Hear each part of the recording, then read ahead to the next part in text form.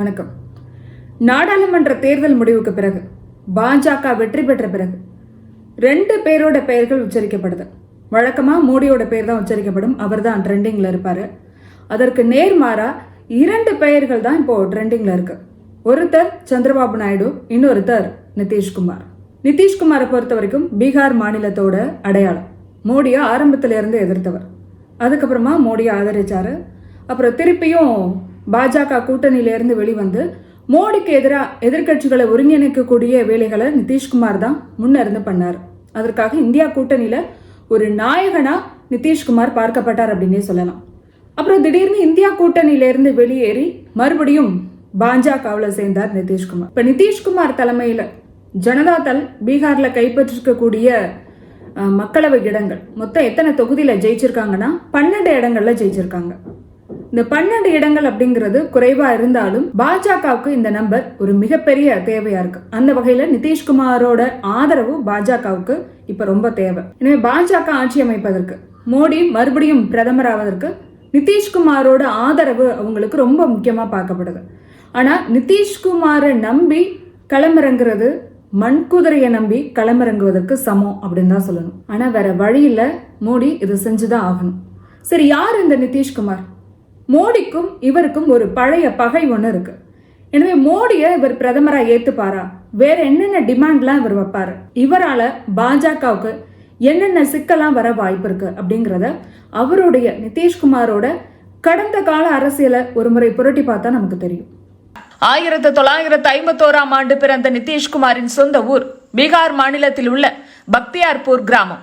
இவருடைய தந்தை கவிராஜ் ராம் லக்மன் சிங் ஒரு சுதந்திர போராட்ட வீரர். சுதந்திர போராட்டம், சுதந்திர இயக்கங்கள் பற்றி அப்பாவிடம் ஆர்வமாக கேட்டு வளர்ந்த நிதிஷ் ஓரளவு அரசியல் களத்தையும் புரிந்து வைத்திருந்தார். பாட்னாவில் உள்ள அரசு தொழில்நுட்ப கல்லூரியில் இன்ஜினியரிங் படித்த நிதிஷ்குமாருக்கு மாநில மின்சாரத்துறையில் வேலை கிடைத்தது. ஆனா தன்னுடைய அரசியல் ஆர்வத்தால் அந்த பணியை விட்டு விலகிய நிதிஷ் இந்திய விடுதலை இயக்க வீரர் ஜெயபிரகாஷ் நாராயணனின் கொள்கையால் ஈர்க்கப்பட்டு அவருடைய இயக்கத்தில் தன்னை இணைத்துக் கொண்டார். 1977 மற்றும் 1980ஆம் ஆண்டில் ஜனதா கட்சி சார்பாக பீகாரின் ஹர்னவுத் சட்டமன்ற தொகுதியில் போட்டியிட்ட நிதிஷ் தோல்வியடைந்தார். 1985ஆம் ஆண்டு மீண்டும் அதே தொகுதியில் தன்னுடைய முதல் வெற்றியை பதிவு செய்தார் நிதிஷ். பிறகு 1994ஆம் ஆண்டு ஜனதாதளம் கட்சியிலிருந்து பிரிந்த ஜார்ஜ் பெர்னாண்டஸ் மற்றும் நிதிஷ்குமார் ஆகியோர் சமதா கட்சியை தொடங்கினர். இந்நிலையில் ஜனதா கட்சியின் முக்கிய ஆளுமையாக இருந்த லாலு 1997ஆம் ஆண்டு ராஷ்டிரிய ஜனதாதளம் என்ற தனி கட்சியை தொடங்க அது பீகாரின் சக்தி வாய்ந்த கட்சியாக உருவெடுத்தது. இதை சமாளிக்க ஜனதாவையும் சமதாவையும் இணைத்து ஐக்கிய ஜனதாதளத்தை உருவாக்கினர் பெர்னாண்டஸும் நிதிஷ்குமாரும். 1996ஆம் ஆண்டு நடைபெற்ற நாடாளுமன்ற தேர்தலில் பாஜகவுடன் கைகோர்த்து நிதிஷ் வெற்றி பெற அவருக்கு ரயில்வே அமைச்சர் பொறுப்பு கொடுக்கப்பட்டது. 1999ஆம் ஆண்டு நடந்த கைசல் ரயில் விபத்தில் ஏறக்குறைய 300 பேர் உயிரிழந்தார்கள். இதனால் தன்னுடைய அமைச்சர் பதவியை ராஜினாமா செய்தார் நிதிஷ். ஒரு வகையில் அவருடைய இந்த ராஜினாமா பீகார் அரசியல் களத்தில் அவருடைய செல்வாக்கை உயர்த்தியது. பிறகு வேளாண் அமைச்சராக பொறுப்பேற்றுக் கொண்ட நிதிஷ்குமாருக்கு பீகார் மாநிலத்தை ஆளும் வாய்ப்பு கிடைத்தது. 2000ஆம் ஆண்டு பீகார் சட்டமன்ற தேர்தலில் யாருக்கும் பெரும்பான்மை கிடைக்காத சூழலில் முதல்வராக பதவியேற்ற நிதிஷ் பெரும்பான்மை நிரூபிக்க முடியாமல் 7 நாட்களில் தன்னுடைய பதவியை ராஜினாமா செய்தார். பிறகு மீண்டும் பாஜக அரசாங்கத்தின் மத்திய அமைச்சரவையில் இடம் பிடித்தார் நிதிஷ். 2005ஆம் ஆண்டு பீகார் சட்டமன்ற தேர்தலில் பாஜகவுடன் கைகோர்த்து வெற்றியை தன் வசமாக்கினார். தொடர்ந்து 2010ஆம் ஆண்டு பீகார் மாநிலத்தை ஆளும் வாய்ப்பை பெற்றார் நிதிஷ். இந்தியாவின் மிக மோசமான வன்முறை என்று சொல்லப்படும் பீகாரின் பகல்பூர் மாவட்டத்தில் 1989ஆம் ஆண்டு நடந்த கலவரத்தை மீண்டும் விசாரணை செய்து சம்பந்தப்பட்ட அதிகாரிகளுக்கு தண்டனை வழங்கியதன் மூலம் இஸ்லாமியர்களின் சமூகத்தில் கால் பதித்தார் நிதிஷ்குமார். பாஜகவுடன் அதிகாரத்தை பகிர்ந்து கொண்டாலும் மதச்சார்பின்மை விஷயத்தில் சமரசம் செய்ய மாட்டோம் என்று சொல்லி மதச்சார்பற்ற தலைவர் என்று பெயர் எடுத்த நிதிஷ் மோடியுடன் மோதல் போக்குடனே இருந்தார். 2013ஆம் ஆண்டு மோடி பிரதமர் வேட்பாளராக முன்னிறுத்தப்பட பாஜகவுடன் வைத்திருந்த 17 ஆண்டு கால கூட்டணியை முறித்துக் கொண்டு வெளியேறினார் நிதிஷ். பாஜகவுடன் கூட்டணியில் இருந்தாலும் 2002ஆம் ஆண்டு குஜராத் கலவரத்தின் போது மோடி முதலமைச்சர் பதவியில் இருந்ததை குறிப்பிட்ட நிதிஷ் மோடி பாஜகவின் பிரச்சார தலைவராக தேர்ந்தெடுக்கப்பட்டதை எதிர்த்தார். பீகாரில் மோடி பிரச்சாரம் செய்ய வரவே கூடாது என்றார் நிதிஷ்குமார்.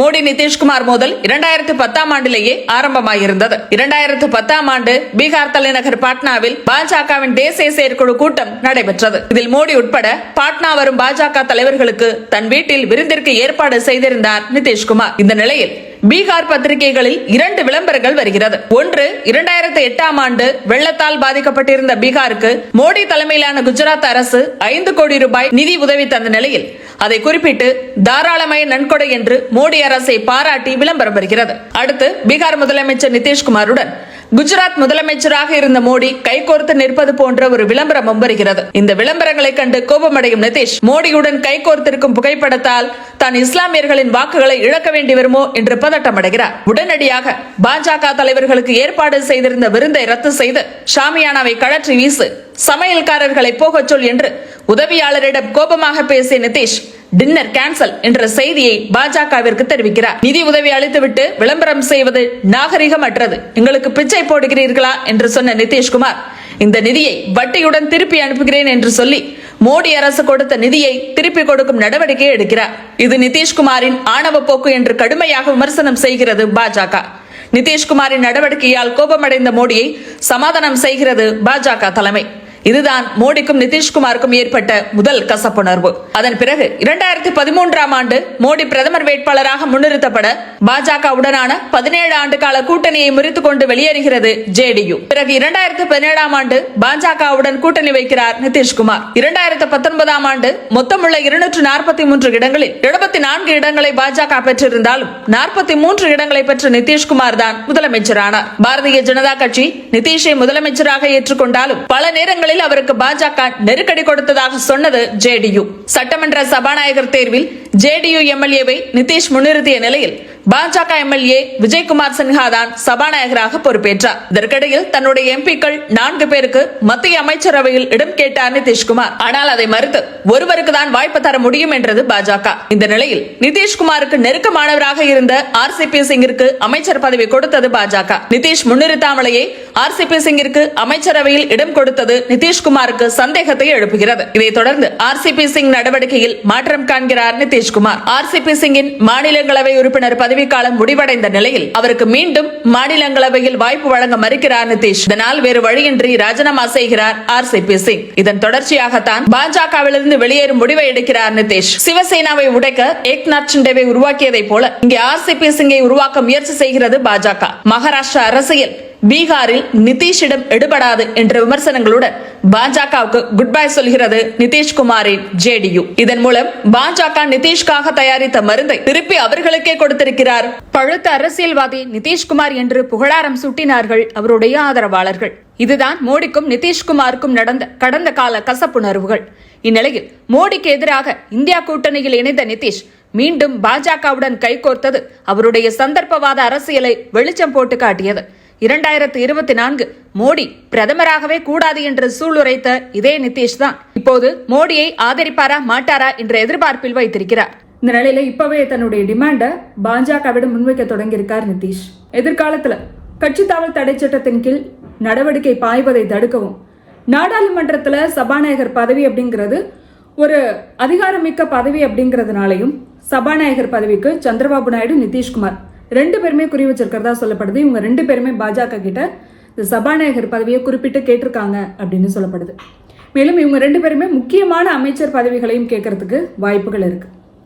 எனவே கடந்த 10 வருஷமா நான் வச்சதான் சட்டம், நான் தான் இங்க கிங் அப்படின்னு இருந்த மோடியும் பாஜகவும் இப்ப தங்களோட ஒவ்வொரு அரசியல் நகர்வுகளுக்கும் சந்திரபாபு நாயுடுவையும் நிதிஷ்குமாரையும் கலந்து ஆலோசிக்க வேண்டிய கட்டாயத்துல இருக்காங்க.